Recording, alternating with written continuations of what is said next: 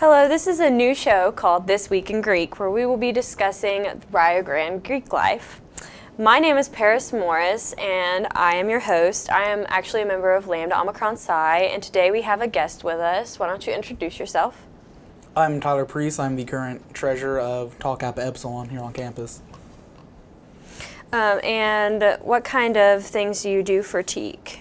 I handle anything involving money. If we do fundraising, if we have to pay our dues, if we have to get a hold of nationals for anything involving money, I'm the guy we have to go through. Nice. So we have 10 fraternities and sororities all on campus, and I know that a lot of people on campus probably don't even know what a fraternity is. So to start off, why don't you just describe what a fraternity is? For the most part, fraternities is like we're a group of guys who we all get together, we all like to hang out. You know, it's one of our biggest things, it's brotherhood. We like to be together, we like to hang out, we like to have that system of guys who, if something goes down in our life, let's say we have a death in the close family, we know we can count on those individuals to be there for us no matter what. I know that with my sorority, it's pretty much the same thing. We all are there for each other when we need each other, and it's just one big family. So what are some reasons why you would want to join besides just having really good friends and brothers?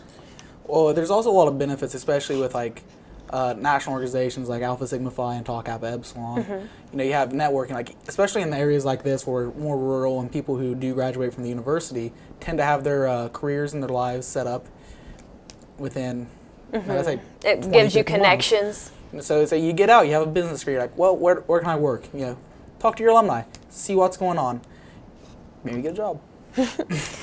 I know that another thing is that I've learned a lot of leadership skills through being in offices in my organization and just how to run things, how to get along with people when they might be getting on your nerves a little bit. And what kind of things do fraternities do around here? A lot of the work here with fraternities is we like to do a lot of community service if we can. Not to mention fundraising, and for the most part, if we have anything going on, all the brothers do our best to be out there for it. Do you have any events that you've done recently or that are coming up? We're doing a 50-50 raffle here coming up soon for anybody interested on campus. That's nice. Everybody needs to look into that and give some money to the TKEs. Maybe make some money. Some of the myths that come around are that if you are in a fraternity or sorority that you are paying for your friends. How do you feel about that? I can see where people believe that. You know, it's one of those things, it's like, you know, that's just what you see. That's what you think's going on. But a lot of it is especially like I said, you know, you have to pay the money. It's like, even if you're just hanging out with your friends, you know, they want to go to B-dubs, you're paying money for B-dubs anyway. But a lot of that also goes towards dues being paid, go towards events. You know, having a party, going and formal events such as that. It's actual money going into what the organization's going to do. It's not paying so that they'll talk to you. Yeah, pretty much. Yeah.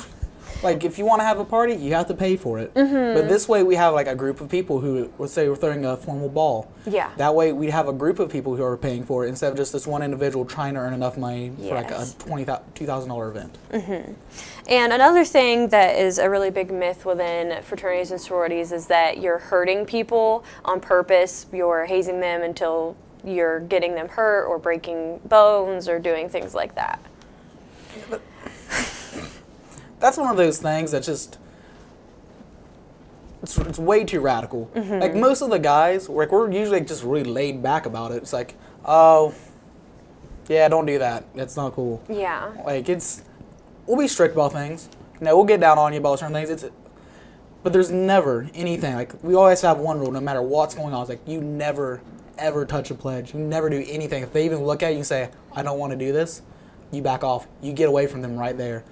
Because that is a line we will not cross. You never want to actually hurt a pledge, and any time that I've ever heard of someone getting hurt, it's always been an accident, and it's always usually been because someone was being silly. And basically a lot of people say stuff about how you're embarrassing people for no reason, you're hurting them, and you're just putting them out on display, when really I think it's more about teaching them about brotherhood or sisterhood. Don't you think so? Yeah, one thing I've always heard is a king must be able to walk 1,000 miles in the shoes of his followers before he's allowed to call himself a king. So before you can teach people, before you can lead other people, you have to know what they've gone through. You have to be able to understand humility. You have to be able to understand how to be humble.